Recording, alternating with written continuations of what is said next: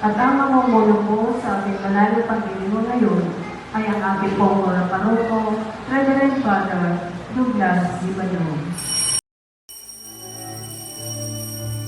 Purihin ng Panginoon, umawit ng kagalakan, at tugtugin ang gitara at ang kaaya-ayang lira. Ipan ninyo ang trumpeta, kaya Panginooy dinggin, ang landas niya'y tahakin, habang buhay ay purihin, kagandahang loob niya sa atin. Purihin ang Panginoon, umawit ng kagalakan, at tugtugin ang gitara at ang kaaya-ayang lira. Ipan ninyo ang trumpeta, ipan ng trumpeta.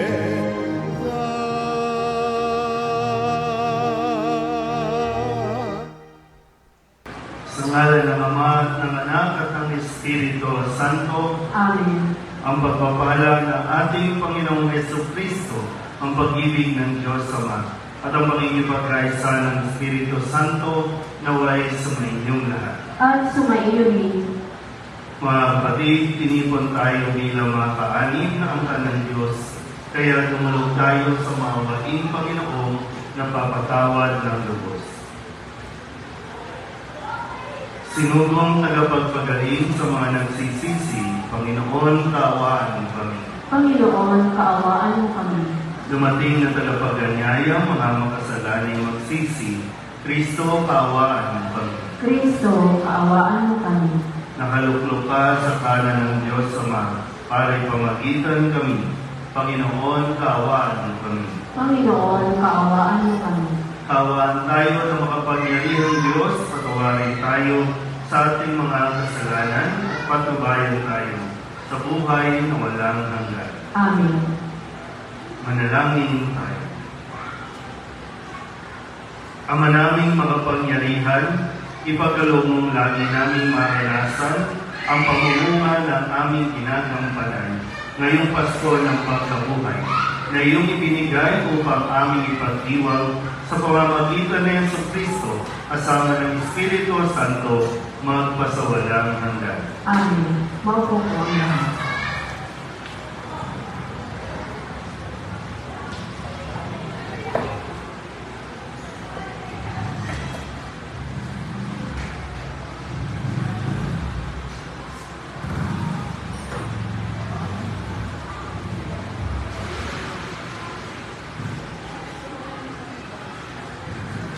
Pagbasa mula sa mga gawa ng mga apostol. Mula sa Troas, tuloy-tuloy kaming naglayag patungong sa Motrasya at kinabukasan sa Neapolis. Mula roon nagtungo kami sa Filipos, isang kolonyang Romano at pangunahing lungsod sa dakong iyon ng Macedonia. Nanatili kami roon ng ilang araw. At ng araw na pamamahinga, lumabas kami ng lungsod at nagpunta sa tabing ilog. Sa isang puok na inakala ng dakong panananginan ng mga Hudyo, naupo kami at nakipag-usap sa mga babaeng nagkakatipon doon. Kabilang dito ang isang nakangalang Lydia, taga Thyatira, at nangangalapan ng mga telang purpura. Siya ay may takot sa Diyos. Binuksan ng Panginoon ang kanyang isip at siya ay naniwala sa ipinangangaral ni Pablo. Nagpabinyag siya at ang mga kasambahay niya. Pagkatapos sinabi niya, "Kung itinuturing mo ninyo akong tapat na lingkod ng Panginoon, doon ko kayo tumuloy sa amin." Mahigpit ang kanyang anyaya, kaya't hindi namin na pamilya. Ang salita ng Diyos. Salamat sa Diyos. Saan mong tugunan ang ating pong itutugon? Panginoon, nagagalak sa hirang niyang mga anak. Tayo po lahat. Panginoon, nagagalak sa hirang niyang mga anak. Ang Panginoon, purihin, awitan ng bagong awit. Purihin sa pagtitipon ng tapat sa pananalig.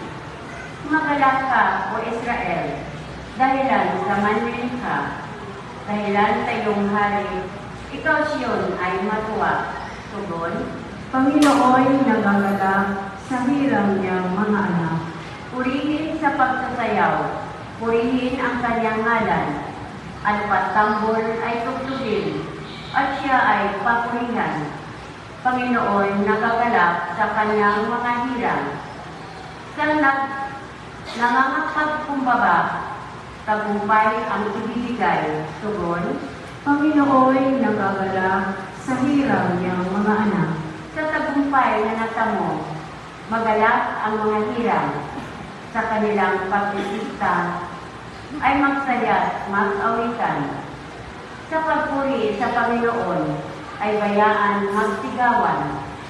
Ang tatanggap ng tagumpay ay ang kanyang mga hirang. Tugon, Panginoon, nagagalak sa hirang niyang mga anak. Tumayo po ang lahat.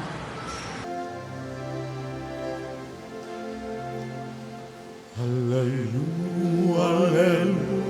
hallelujah, hallelujah, hallelujah. Purihin ang Diyos, hallelujah.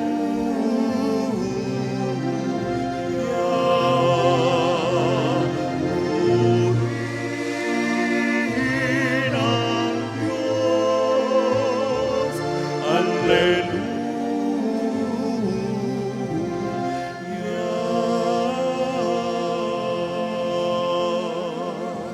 Sumainyo ang Panginoon. At sumaiyo rin. Ang mabuting balita ng Panginoon ayon kay San Juan. Papuri sa iyo, Panginoon.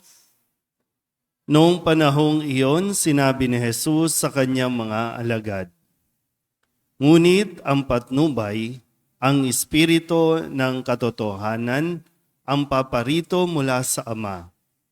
Susuguin ko siya sa inyo, buhat sa Ama, at siya ang magpapatotoo tungkol sa akin.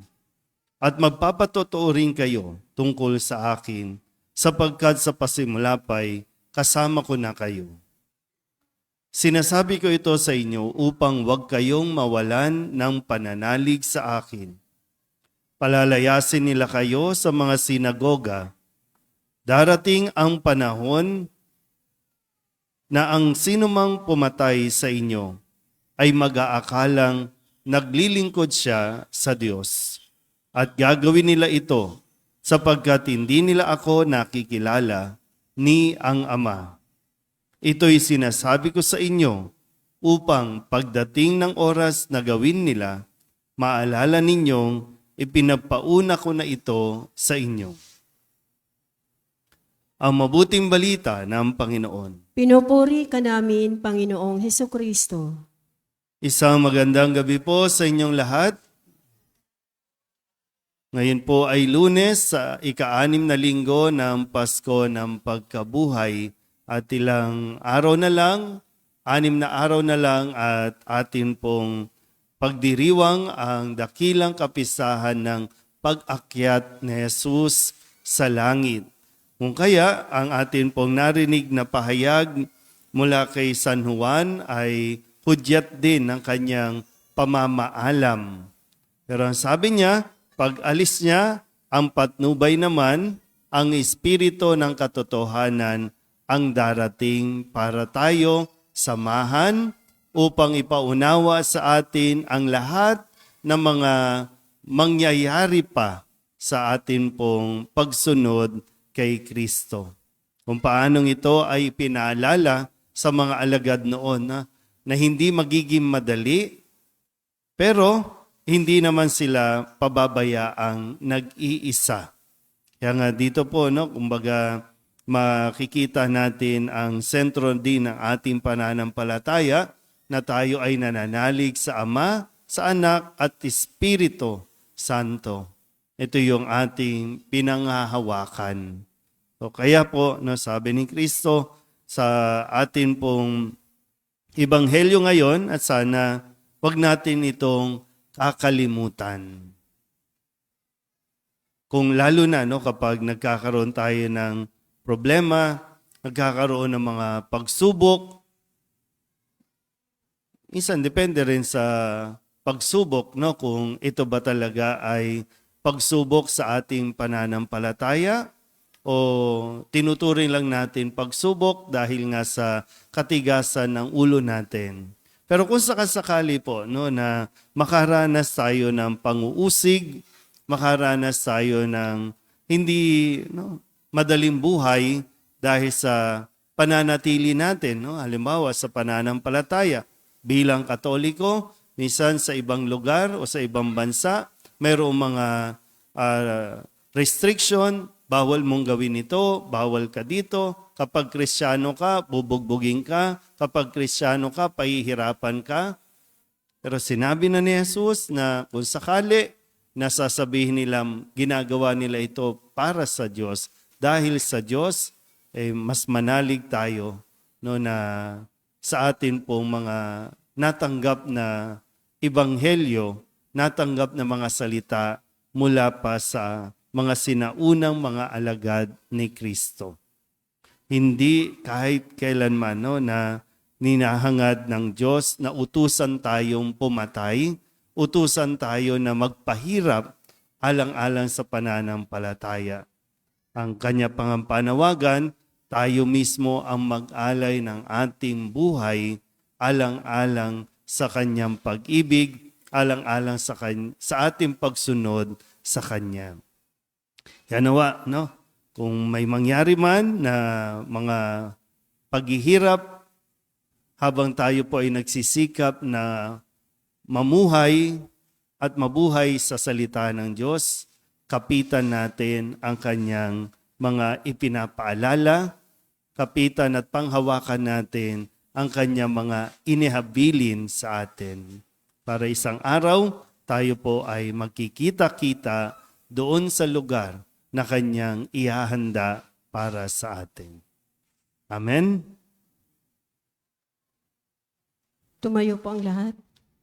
Atin na pong dadasalin ang Oratio Imparata.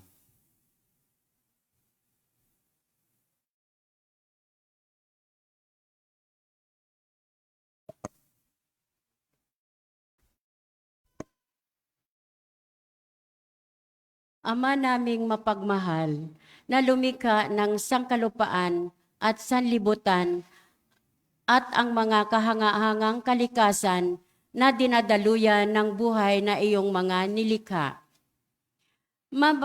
Mapagkumbaba kaming sumasamong ipagkaloob mo na ipaghatya kami sa matinding init na bumabagabag sa mga tao ngayon, humahadlang sa mga gawain, at nagdudulot ng panganib sa buhay at hanap buhay.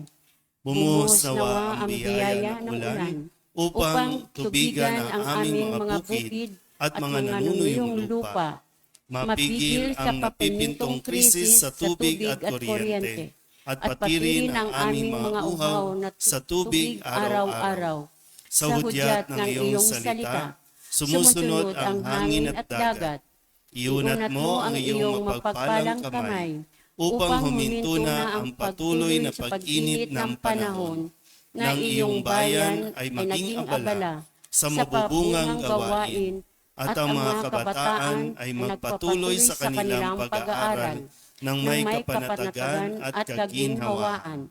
Diyos naming maawain at mapagbigay, imulat mo ang aming mga mata sa kayamanan at kagandahan ng iyong mga nilikha, at tubugin mo kaming maging mapagmalasakit para sa kalikasan. Turuan mo kaming maging mapagkakatiwalaang tagapangalaga ng iyong nilikha, upang mapakinabangan namin ito ng may pananagutan at mapangalagaan ito laban sa pang-aabuso at paglulustay. Ngayong panahon ng krisis, mahal naming Panginoon, himukin mo kaming lalo pang magbahagi, maglingkod at magmahal.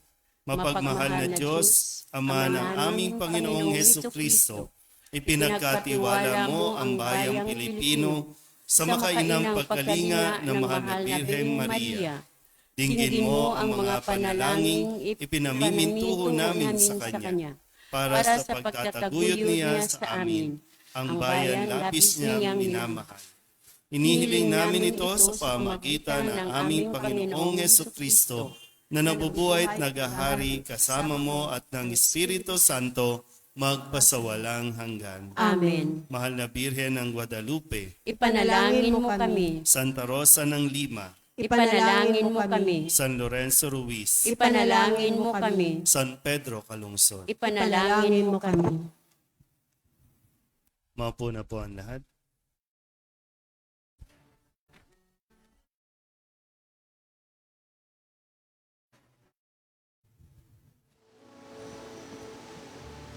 Alay namin aming buhay, bawat galaw at lumbay, bawat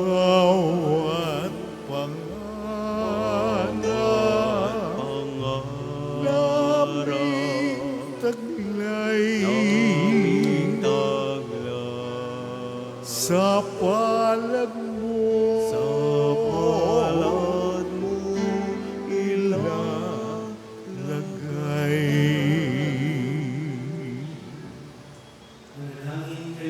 Kapatid, upang paghahain natin ay kalugdan ng Diyos sa mga makapangyarihan. Tanggapin nawa ng Panginoon itong paghahain sa iyong mga kamay, sa kapurihan niya at karangalan sa ating kapakinabangan at sa buong sambayanan niyang banal. Ama naming lumikha, tanggapin mo ang mga alay ng iyong sambayanang natutuwa, ang pagkabuhay ng iyong anak na niloob mo ang aming ikatuwa ngayon ay papagbungahin mo ng galak na mananatili sa amin habang panahon. Sa pamamagitan niya kasama ng Espiritu Santo magpasawalang hanggan. Amen. Sumainyo ang Panginoon. At sumaiyo rin. Itaas sa Diyos ang inyong puso at diwa. Itinaas na namin sa Panginoon. Pasalamatan natin ang Panginoong ating Diyos. Marapat na siya ay pasalamatan. Ama naming makapangyarihan, tunay nga marapat na ikaw ay aming pasalamatan. Ngayong ipinagdiriwang ang paghahain ng Mesiyas, ang maamong tupa na tumubos sa aming lahat. Ang katawan ng anak mong sa krus na bayubay ay handog ng pag-ibig na walang kapantay. Ito ang paghahaing ganap mong kinalugdan. Ito ang nilonggati ng dating pag-aalay. Ang buong sarili ng anak mong si Jesus ay inihain sa iyo upang kami matubos. Siya ang dambana at paring naghahandog, siya pa rin ang tupang handog na ibinukod. Kaya kaysa ng mga anghel ang sisiawin ng papuri sa iyo, na walang humpay sa kalangitan, kami nagbubunyi sa iyong kadakilaan.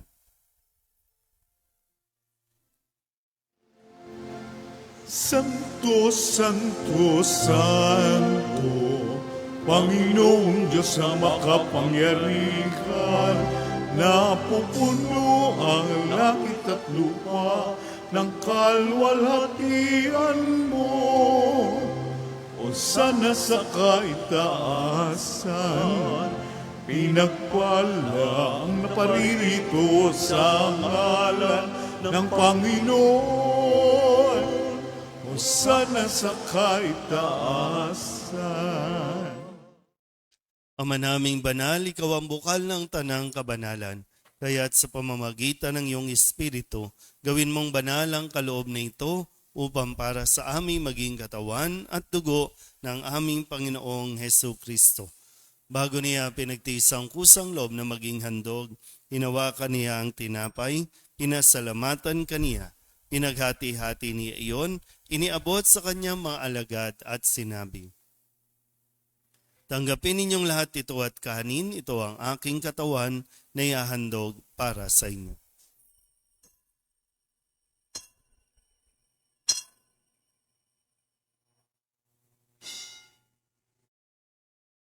Gayun din naman nang matapos ang hapunan, hinawakan niya ang kalis, muli kaniyang pinasalamatan. Iniabot niya ang kalis sa kanyang mga alagad at sinabi, tanggapin ninyong lahat ito at inumin. Ito ang kalis ng aking dugo, ng bago at walang hanggang tipan. Ang aking dugo na ibubuhos para sa inyo at para sa lahat sa ikapagpapatawad ng mga kasalanan. Gawin ninyo ito sa pag-alaala sa akin.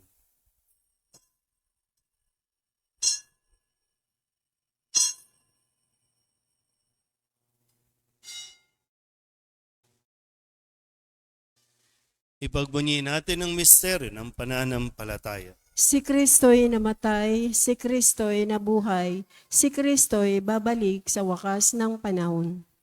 Ama, ginagawa namin ngayon ang pag-alaala sa pagkamatay at muling pagkabuhay ng iyong anak.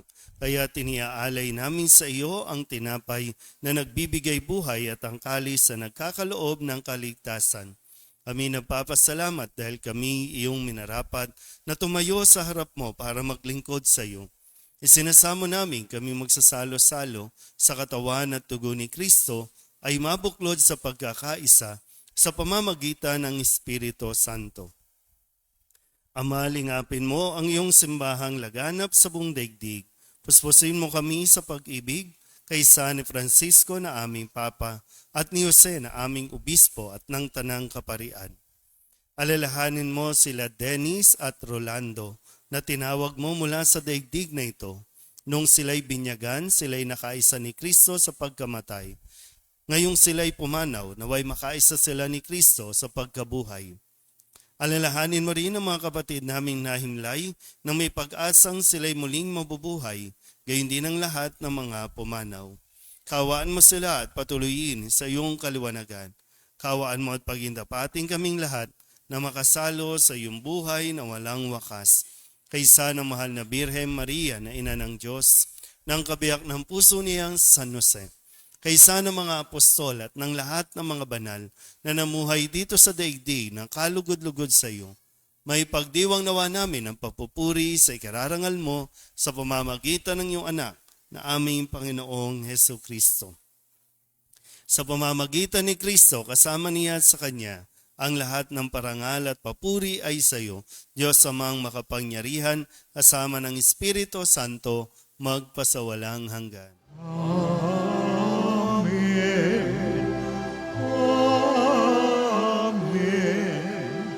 Amen. Amen.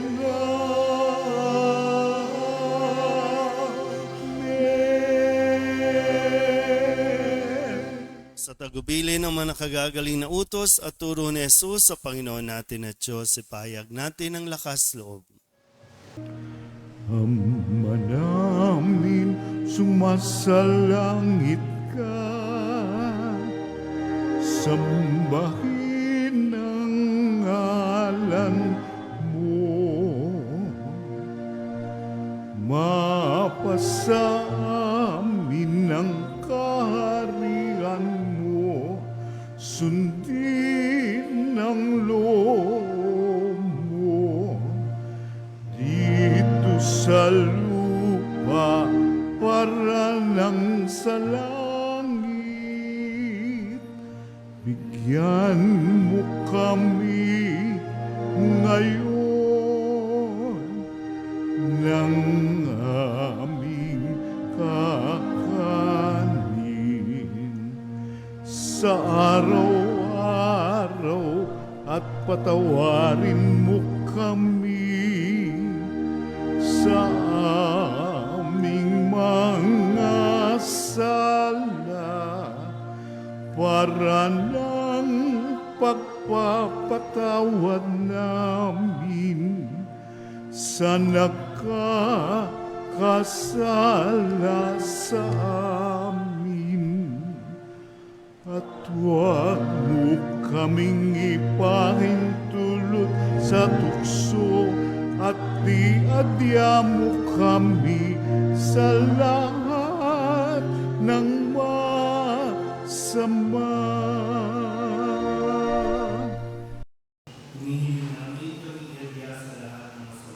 Pagkalooban ng kapayapaan araw-araw, iligtas sa kasalanan at ilayo sa lahat ng kapahamakan, samantalang aming pinananabikan ang dakilang araw ng pagpapahayag ng tagapagligtas naming si Hesu Kristo. Sapagkat iyo ang kaharian at ang kapangyarihan at ang kapurihan magpakailanman. Amen. Panginoong Hesu Kristo, sinabi mo sa iyong mga apostol, kapayapaan ang iniiwan ko sa inyo, ang aking kapayapaan ang binibigay ko sa inyo. Tunghayan mo ang aming pananampalataya at huwag ang aming mga pagkakasala. Pagkalooban mo kami ng kapayapaan at pagkakaisa ayon sa iyong kalooban, kasama ng Espiritu Santo, magpasawalang hanggan. Amen. Ang kapayapaan ng Panginoon ay laging sumainyo. At sumaiyo rin. Magbigayin po tayo ng kapayapaan sa isa't isa.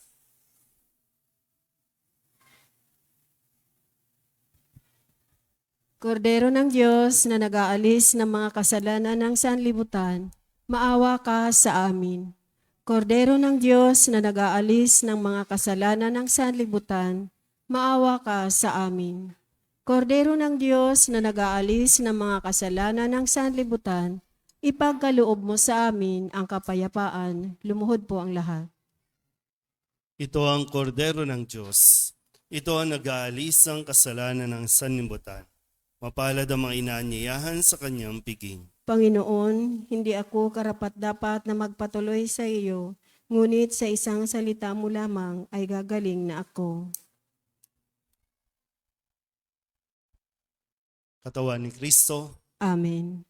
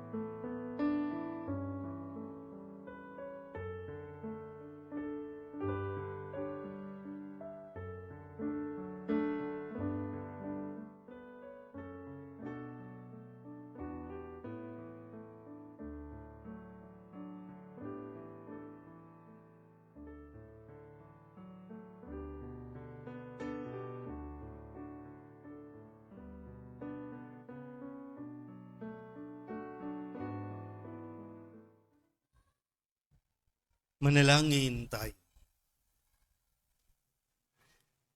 Ama naming mapagmahal, tunghayan mo at lingapin ang iyong sambayanan na minarapat mong makinabang sa piging na pang magpakailanman. Ipagkaloob mo kami maluwalhating makarating sa pagkabuhay na magtatampok sa amin sa iyong piling.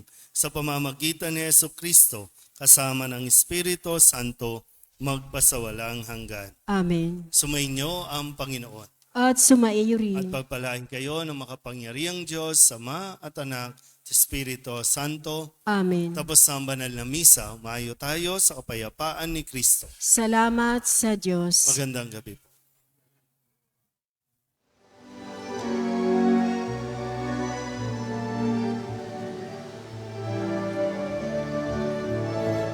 Mayong natipaya, kanyang pagkalingat nawa, sa buhay buhay, pag-ibig at katarungan, tanda ng kanyang kaharian.